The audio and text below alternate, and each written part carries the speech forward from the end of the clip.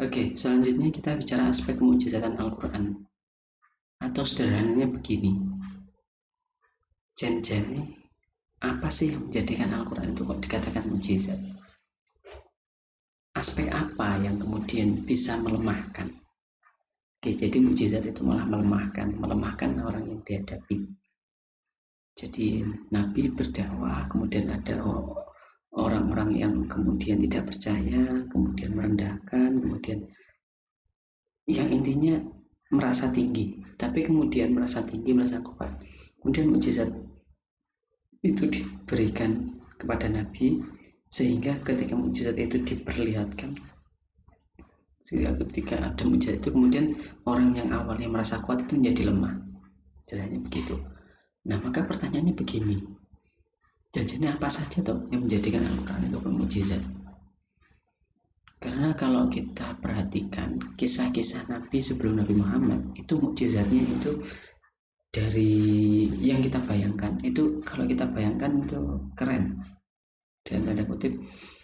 Misal eh, Nabi Ibrahim itu dibakar, tidak terbakar, dimasukkan ke api tidak terbakar. Padahal kalau kita, jadi semisal suatu ketika kita sedang bakar-bakar, entah itu bakar-bakar sampah atau apapun itu, kemudian coba kita eksperimen saja, kita dekatkan tangan kita di api, dekatkan saja, jangan sampai masuk ke api, itu kan sudah panasnya sudah terasa.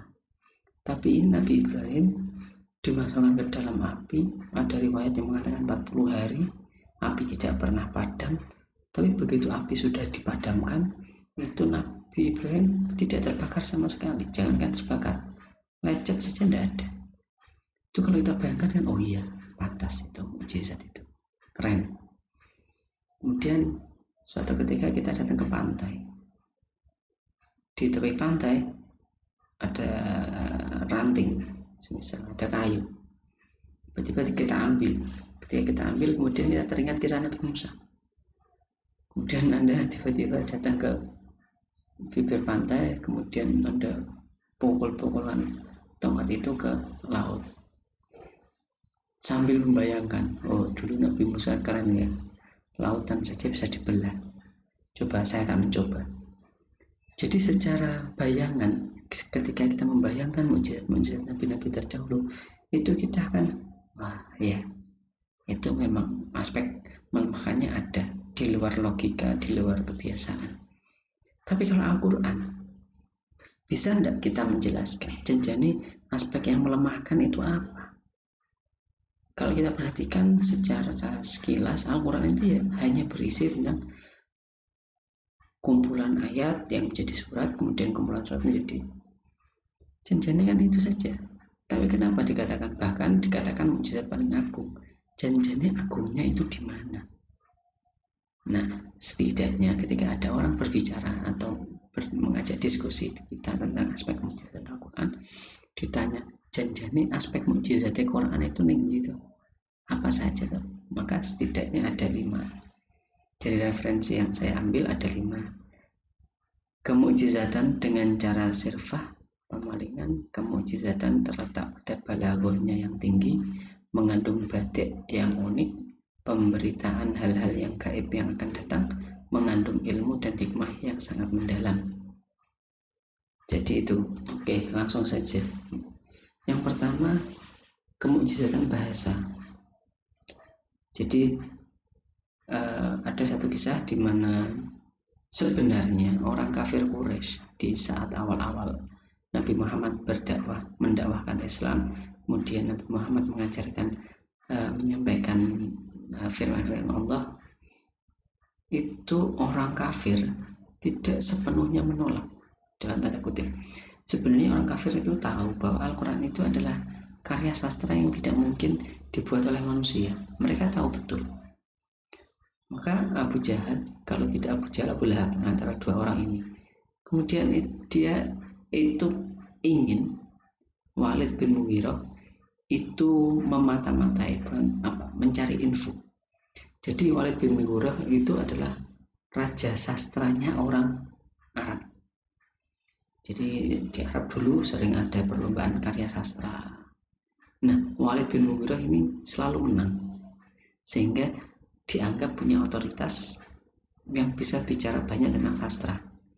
Kemudian dia diutus ke rumah Nabi.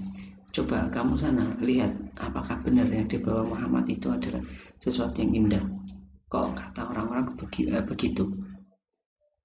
Nah, ketika Walid bin Mughirah kemudian menjalankan tugas tersebut, kemudian dia berhasil menyelinap berhasil mendengarkan Al-Quran, dia langsung memberi tanggapannya begini. Itu yang tertulis. Demi Allah, di antara kamu tak ada seorang pun yang lebih tahu dari aku tentang syair, rojas, dan qasidahnya tentang syair-syair jin. Demi Allah, apa yang dikatakan Muhammad itu sedikit pun tidak serupa dengan syair-syair tersebut. Demi Allah, kata-kata yang diucapkannya sungguh manis. Bagian atasnya berbuah dan bagian bawahnya mengalirkan air segar. Ucapannya itu sungguh tinggi, tak dapat diungguli, bahkan dapat menghancurkan apa yang ada di bawahnya. Coba kita lihat. Raja sastra di Jazirah Arab saja memberi penilaian yang sedemikian tinggi terhadap Al-Quran.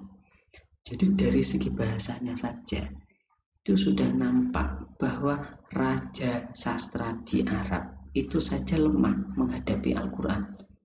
Artinya seakan-akan dalam penilaian seperti ini dia sudah putus asa untuk mengomentari tentang Al-Quran, bahwa dia menemukan kesempurnaan Al-Quran meskipun dia bukan orang Islam. Karena apa?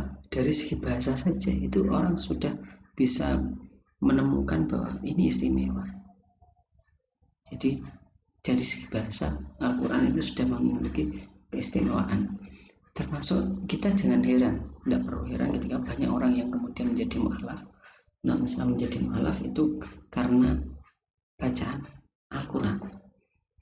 Tidak hanya sekarang, dulu pun di awal-awal masa kenabian itu kan Umar bin Khattab masuk Islam karena mendengarkan Al-Quran. Jadi dari hal yang paling sederhana yaitu bahasa, Al-Quran sudah mengeluarkan aspek melemahkan bagi orang yang menghadapi Al-Quran. Kemudian Al-Quran bisa menyesuaikan hitopnya, di mana berbagai golongan manusia dengan tingkat intelektualitas yang berbeda dapat memahami kitab itu sesuai dengan tingkatan akalnya. Al-Quran bisa berkomunikasi dengan semua orang menggunakan bahasanya. Artinya begini, bagi orang yang menekuni bidang matematika, kemudian dia membaca tentang Al-Quran, maka Al-Quran seakan-akan membicarakan tentang matematika juga. Ketika orang yang dihadapi itu adalah seorang profesor, maka Al-Quran menampilkan dirinya sesuai dengan intelektualitas profesor tadi. Termasuk bagi orang awam, termasuk bagi orang yang semisal dalam memiliki kompetensi atau jurusan perbankan. Ketika dia kemudian membaca Al-Quran, maka Al-Quran berbicara bukan perbankan, ekonomi. Ketika Al-Quran berhadapan dengan orang ekonom, Al-Quran akan menampilkan dirinya sebagai kitab yang berbicara tentang ekonomi. Jadi Al-Quran itu fleksibel sekali. Ketika ada seorang psikolog yang membaca Al-Quran, maka Al-Quran akan menampilkan dirinya. Jadi Al-Quran itu seakan-akan dia bisa menyesuaikan orang yang dihadapi. Ini keren. Kenapa? Karena selain Al-Quran, kita sering menemukan, misal begini, teks anak SMA itu ketika dibaca oleh anak SD itu kan aneh. Tapi Al-Quran enggak. Teksnya sama, tingkat intelektualitasnya berbeda, tapi kemudian dia bisa menyesuaikan. Itu ya kalian bisa cek sendiri. Ketika Anda punya teman anak kimia, Anda tanyakan kimia tentang yang ada dalam Al-Quran. Anda punya teman anak fisika juga demikian. Poinnya di situ bisa menyesuaikan. Bagi anak SD, bagi anak ibaratnya begitu. Kemujizatannya dapat ditemukan dalam sifatnya yang dapat memuaskan akal dan menyenangkan perasaan. Jadi Al-Quran itu menyentuh banyak aspek, termasuk akal dan juga hati. Jadi Al-Quran sering memunculkan fakta-fakta yang kemudian menjadikan kita mengatakan, wah, Al-Qurannya hebat. Karena sesuatu yang masih jauh itu sudah diprediksi oleh Al-Quran. Bukan diprediksi, sudah dinyatakan oleh Al-Quran. Jadi dari segi bahasa seperti itu, bahwa jadi Al-Quran menyesuaikan hitopnya, jadi dengan siapa saja dia bisa berkomunikasi, tinggal kita mau atau tidak menerima komunikasi itu.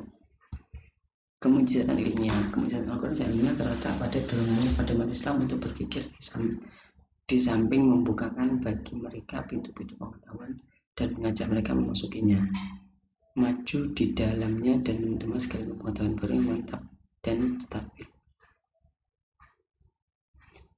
Artinya begini, Al-Quran itu mengandung teori-teori, bukan teori apa ya, informasi tentang kebenaran ilmiah saat ini. Jadi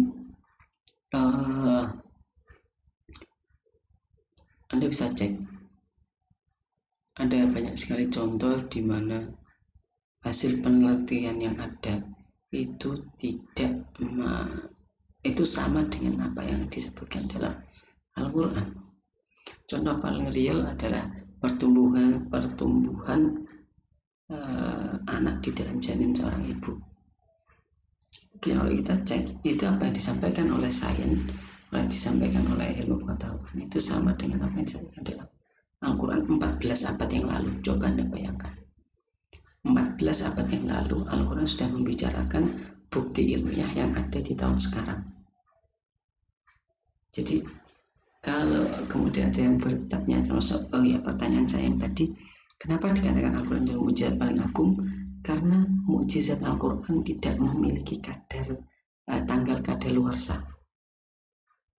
Anda boleh mengagumi tongkat Nabi Musa atau mukjizatnya Nabi Musa, tapi sempat meninggal Nabi Musa, tongkat itu juga sudah biasa-biasa saja. Jadi ada ya, kalau bahasa dalam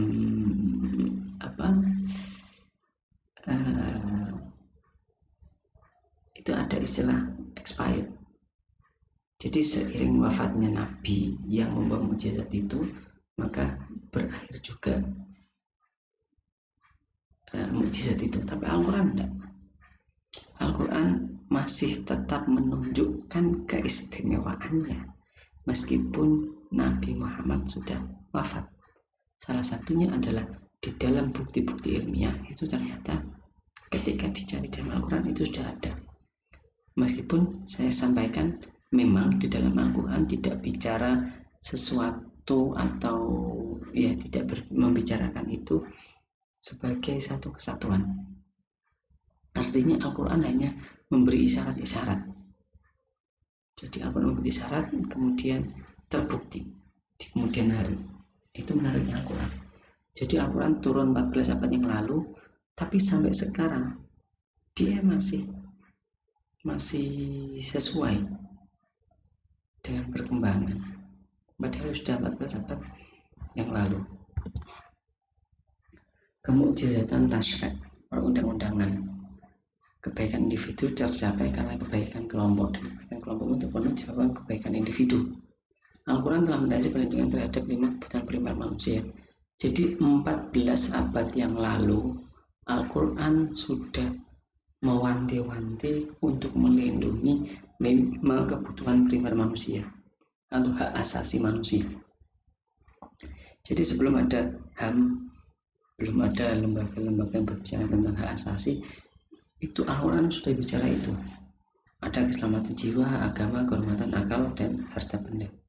Pertanyaannya, jika Al-Quran ini bukan berasal dari Allah langsung, artinya ciptaan Nabi Muhammad, bagaimana mungkin kemudian menyampaikan informasi yang ribuan tahun baru?